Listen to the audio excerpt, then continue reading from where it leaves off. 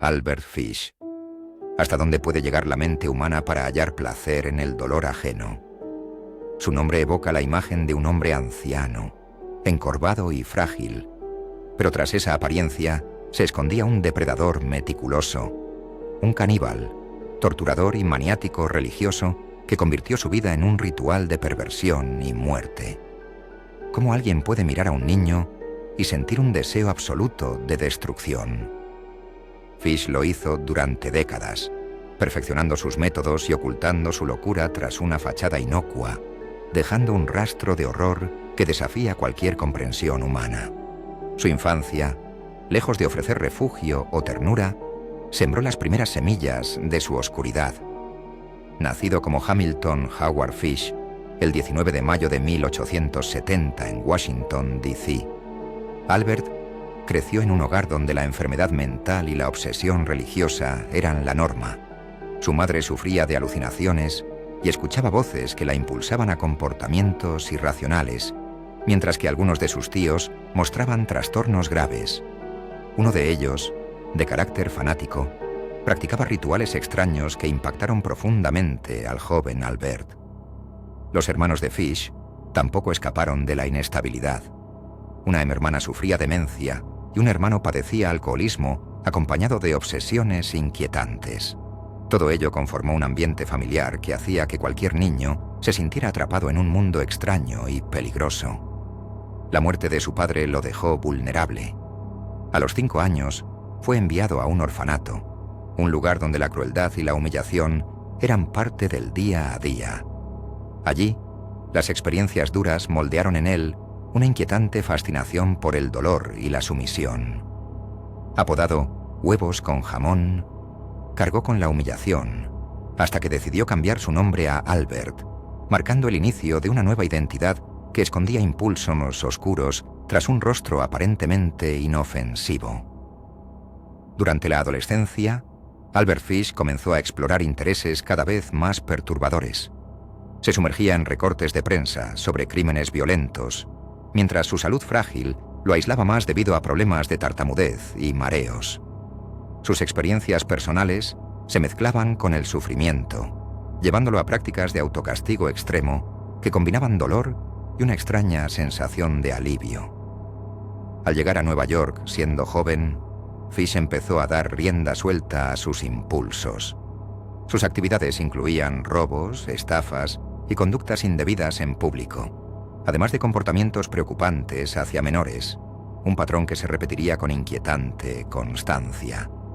Su trabajo como pintor le permitía moverse sin levantar sospechas entre distintas familias, mientras que en privado continuaba con sus rituales de disciplina y sufrimiento personal, en los que lo religioso y lo grotesco se entrelazaban. En 1898, Albert se casó y tuvo 6 hijos, quienes crecieron en un hogar donde la normalidad parecía existir solo en la superficie. Aunque no los dañó directamente, la atmósfera de juegos crueles y castigos severos dejó una huella silenciosa en sus infancias. El primer crimen confirmado de Albert Fish se remonta a 1924, cuando Francis McDonald, un niño de apenas 8 años, desapareció en Port Richmond, Nueva York. Testigos afirmaron haberlo visto en compañía de un anciano delgado, encorvado, de cabello gris y rostro arrugado, que más tarde sería conocido como el hombre gris. El hallazgo del cuerpo del pequeño marcó el inicio de la investigación de uno de los criminales más notorios de su tiempo. Con el paso de los años, más víctimas cayeron en sus manos, cada caso más perturbador que el anterior, revelando un patrón de violencia que horrorizó tanto a la sociedad como a las autoridades. El caso de Grace B., una niña de 10 años, se convirtió en la pieza clave para atrapar a Fish. Ganándose la confianza de su familia, la convenció de acompañarlo con la excusa de asistir a una fiesta de cumpleaños. Recogió un paquete con instrumentos que él mismo llamaba del infierno. Una pequeña sierra, una cuchilla y un gran cuchillo de carnicero. Lo que ocurrió después desafía los límites de la comprensión humana. La niña cayó víctima de un ataque brutal que mostró la magnitud de su violencia. Durante días, Fish alimentó sus oscuros impulsos, los cuales tenían raíces en experiencias que aseguraba haber vivido décadas antes en Asia, donde la miseria y la hambruna lo habían marcado profundamente. Durante años, la policía no logró conectar los crímenes, y un hombre inocente, Charles Eder Pop, fue falsamente acusado y encarcelado más de 100 días debido a la confusión generada por la identidad secreta de Fish.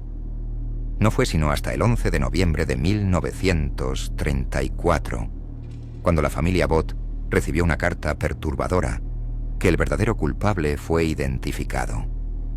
Edward, hijo de la madre analfabeta de Grace, leyó el contenido y quedó paralizado. La carta detallaba con precisión aterradora lo ocurrido, dejando el rastro que finalmente permitió a la justicia acorralar al hombre gris. La captura de Albert Fish ocurrió gracias a un detalle minucioso que la mayoría de los criminales habría pasado por alto. Su casera informó a la policía que Fish había ido a recoger una carta. Al ser interrogado, llegó a amenazar con una hoja de afeitar, demostrando que incluso en su vejez mantenía intacta la ferocidad de su mente criminal.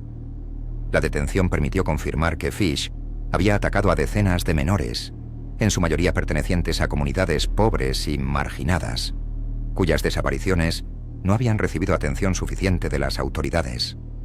Su apodo, el vampiro de Brooklyn, reflejaba el miedo que inspiraba en las calles de Nueva York.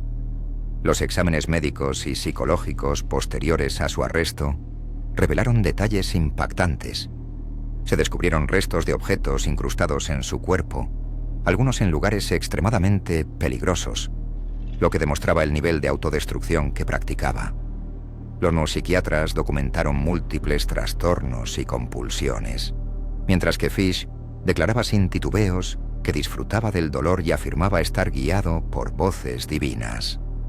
El Dr. Wyman, uno de los especialistas más respetados de la época, lo calificó como uno de los casos más extremos de desviación psicológica registrados en la literatura médica. Su juicio, iniciado el 11 de marzo de 1935, fue un espectáculo que mezclaba horror y fascinación en Nueva York. Durante 10 días, los detalles de sus actos fueron expuestos ante el jurado, mostrando un patrón de violencia ligado a la obsesión religiosa y al placer enfermizo. La defensa alegó locura, destacando su personalidad infantil, sus delirios y su fijación con el sacrificio y el castigo personal. Fish, por su parte, insistía en que sus crímenes eran órdenes divinas, comparándose con figuras bíblicas. La fiscalía, sin embargo, demostró que Fish era consciente de sus actos y los cometía deliberadamente, sin remordimientos. El veredicto lo declaró responsable de sus acciones.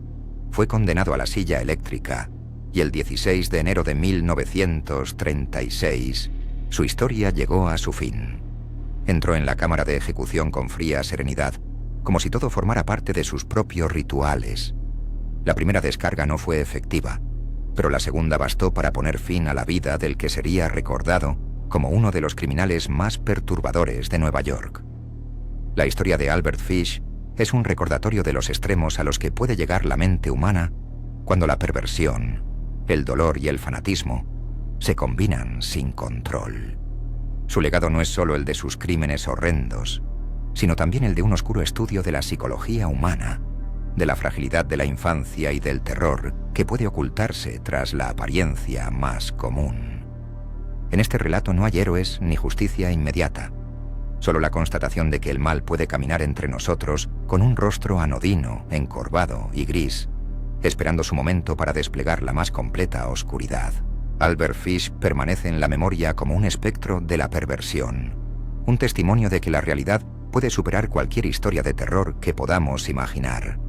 Y así concluye una de las narraciones más oscuras donde cada detalle, cada carta, cada confesión revela la envergadura de un hombre que convirtió la vida en un ritual de horror y obsesión. Sus crímenes, sus confesiones y su muerte ofrecen un relato completo de la depravación humana y la fragilidad de la sociedad frente a un depredador tan meticuloso como aterrador. Gracias por acompañarnos en este viaje hacia la mente de Albert Fish. Y si aún no estás suscrito, este es el momento para unirte y formar parte de nuestra comunidad, donde exploramos los casos más tétricos perturbadores y fascinantes del mundo criminal. Hasta la próxima emisión. Y recuerda, en la oscuridad de la noche, algunos espectros caminan entre nosotros.